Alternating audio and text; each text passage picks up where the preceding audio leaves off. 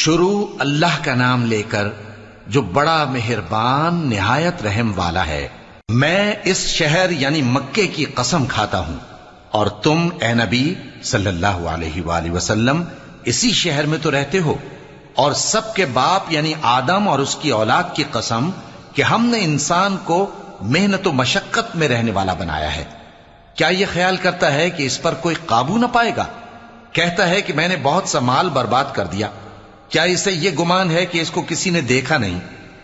بھلا ہم نے اس کو 2 آنکھیں نہیں دیں، اور زبان اور 2 ہونٹ نہیں دیے؟ یہ چیزیں بھی دیں اور اس کو خیر و شر کے دونوں رستے بھی دکھا دیے، مگر یہ گھاٹی پر سے ہو کر نہ گزرا۔ اور تم کیا سمجھے کہ گھاٹی کیا ہے؟ کسی کی گردن کا چھڑانا، یا بھوک کے دن میں کھانا کھلانا، کسی رشتہ دار یتیم کو، یا مٹی میں پڑے کسی نادار کو۔ پھر ان لوگوں میں بھی شامل ہوا جو